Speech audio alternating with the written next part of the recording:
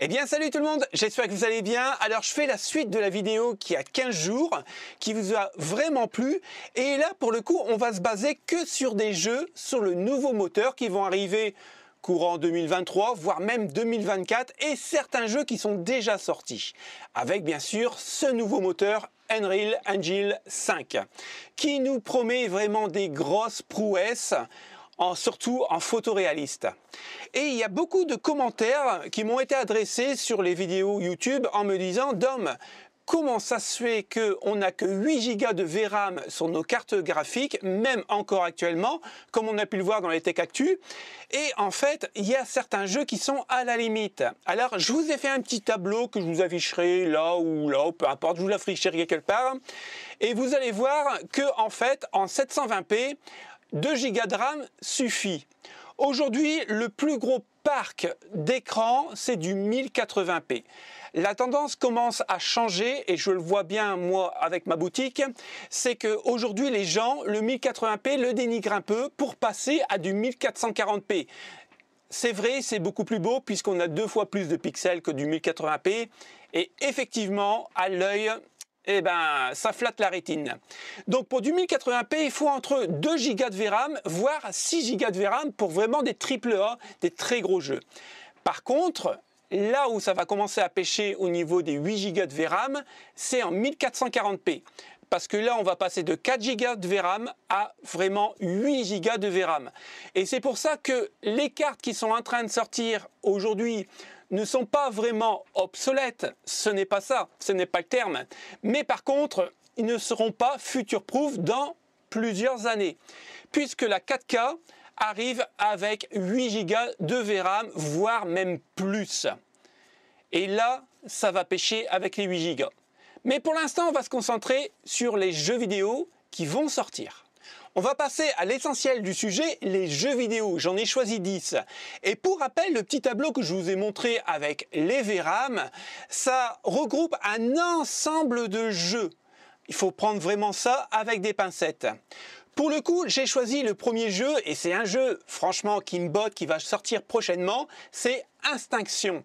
C'est un jeu qui va se dérouler un peu dans l'ère préhistorique, et à mon avis, il va avoir des gunfights plutôt intéressants.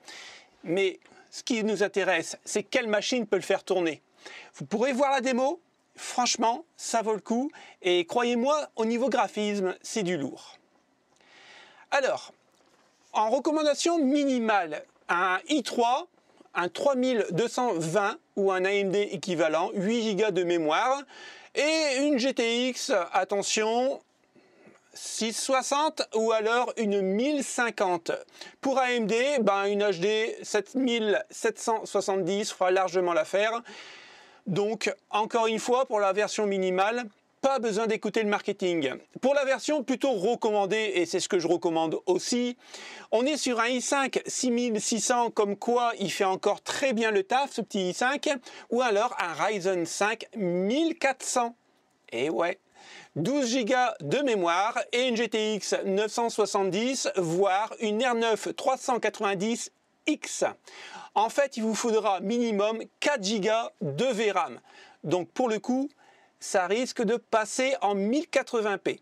Pour le deuxième jeu, et c'est là que vous allez voir que j'ai fait des progrès en anglais, et oui, Fire Destined. Alors c'est un jeu survival horror en fait, et j'adore ce genre d'ambiance, surtout quand je joue dans le noir. Si je suis vraiment immergé dans le scénario et dans le jeu, ça me permet de faire des bonds dans mon canapé ou alors sur mon fauteuil. Et franchement, c'est génial. J'aime bien me faire peur. Celui-là, il est sorti le 25 février 2023. Il est à 5,45 €. Franchement, c'est donné. Et c'est un bon petit jeu. Voilà, c'est pas le meilleur, mais il est plutôt sympathique. Maintenant, la version minimale. Un i5 toujours ou un i3 ou AMD équivalent. 4 Go de mémoire, c'est pas un jeu très gourmand, et une GTX 960. Pour la version recommandée toujours en 1080p, il va vous falloir un i7 et un AMD équivalent, donc un R7. 8 Go de mémoire et une GTX 1060. Encore une fois, rien d'extravagant. Et pour rappel, on tourne sur le dernier moteur Engine 5. Démonologiste, encore une fois un survival horror, et oui j'aime bien ça. Là on est sur un jeu qui est sorti le 27 avril, donc c'est un jeu en accès anticipé, il n'est pas tout à fait fini. Par contre vous pouvez le télécharger et puis jouer un petit peu avec, franchement il est plutôt sympa, mais encore une fois, un bon casque et jouer dans le noir, ça vaut le coup. Alors pour le coup, eh ben là, en configuration minimale, il vous faudra encore une fois un i5, voire même un i3 fera largement le taf. AMD R3, ça passe. Une GTX 1050 avec 4 Go, donc encore une fois, c'est pas la mer à boire. Et en version recommandée toujours pour jouer en 1080p. Dans ce cas-là, il vous faudra un i7 ou un R7, voire même un FX 9500 Plus. Et une GTX 1660 Super. Là, c'est un jeu, encore une fois, qui tourne sur le nouveau moteur et qui va sortir prochainement. En gros, c'est un FPS avec une petite histoire qui va être vraiment intéressante, The First Descendant. Alors ici, on est sur une configuration minimale, un i5 3570 et un FX 8350, 8 Go de mémoire et attention, une 1050 Ti, voire une RX 570. Donc là, ça sera pour vraiment 1080p en low, voire en 720p. Ok ? Donc, pour la recommander, c'est un i7 7700K, excellent processeur, et un R5 2600X. Là par contre, pour jouer en ray tracing, il vous faudra une RTX 2060, voire une RX 5600 XT avec 16 Go de mémoire. Pour du 1080p, c'est plutôt correct. Ici, on arrive sur un jeu qui est pas fou, mais plutôt sympathique. Et ce qui le rend vraiment sympathique, c'est qu'il tourne sur le dernier moteur graphique. Et en plus de ça, il est gratuit sur Steam. Donc, Minerva, franchement, essayez-le. On peut passer quelques heures. C'est plutôt assez cool. C'est plutôt détente. Et quand vous regardez la configuration requise minimale ou alors recommandée, en fait, vous vous apercevez que même avec le nouveau moteur graphique, un 3200G fera largement le taf. Alors ici, on arrive sur un jeu que je n'ai pas encore fait et c'est bien dommage, mais j'ai pas le temps. J'ai trop de jeux de retard. Star Wars Jedi Survivor. D'ailleurs, si vous êtes en train de le faire ou si vous l'avez fait, dites-moi en commentaire s'il est vraiment assez cool. Dans ce cas-là, j'essaierai de prendre quelques heures dans la nuit pour pouvoir y jouer. Alors bien sûr, il est sorti sur Unreal Engine 5 et il est sorti le 28 avril 2023. Et il faut-il avoir un PC de compétition pour le faire tourner? Eh bien en fait, en minimal, un 4 coeurs 8 threads fera largement l'affaire, donc un i7 7700 ou un Ryzen 5 1400. C'est au top, 8 Go de mémoire et bien sûr une GTX 1070, encore une fois ça fait le taf, ou une RX 580. Pour jouer vraiment correctement, il vous faudra toujours un 4 coeurs 8 threads, donc un i5 11600K. Je vous rappelle, le 11600K, il est vraiment encore excellent. Et un Ryzen 5 5600X, 16 Go de mémoire vidéo. De mémoire RAM plutôt, pardon, 8 Go de VRAM et on est sur une RTX 2070 voire même une RX 6700 XT, comme quoi les 6700 XT sont encore excellentes. Et jamais 203, on retourne encore une fois sur un survival horror et celui-là il a une ambiance assez sympathique. J'ai fait le premier, celui-ci c'est le remake qui va sortir le 15 juin 2023 toujours sur le nouveau moteur, donc j'ai vraiment hâte de voir ce que ça donne. C'est assez psychologique je trouve ce jeu, mais croyez-moi dans le noir, si vous ne l'avez pas fait, faites-le. Vous allez vraiment pas être déçu. Vous pouvez télécharger la démo pour vous faire une petite idée.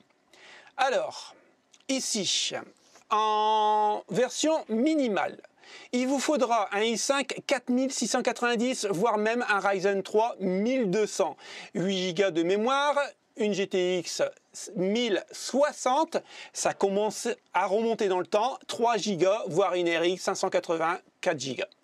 Maintenant, pour vraiment recommander, il vous faudra un i7 8700K, qui tourne encore très bien, voire même un Ryzen 5 3600, 12 Go de mémoire et une GTX 1070 8 Go.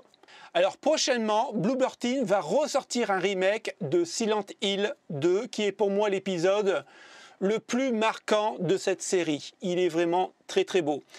J'attends vraiment avec impatience parce que quand j'ai vu la démo et puis le trailer avec le dernier moteur, franchement, il a l'air vraiment pas mal. Je suis pas un fan généralement du réchauffé, mais là, je pense que ça peut être sympathique. Et pour la configuration minimale, il vous faudra un i5 8400, voire même un Ryzen 3 3300X. Et je vous l'avais dit, le 3300X est vraiment tip top.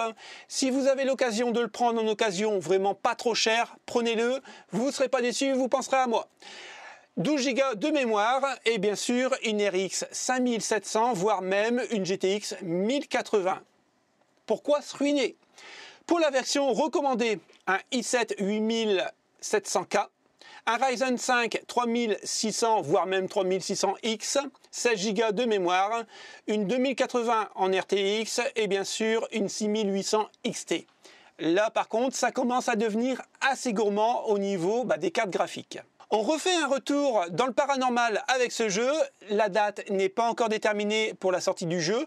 Par contre, ça ressemble un peu au sujet Blair Witch. Si vous avez aimé le genre, franchement, il est top.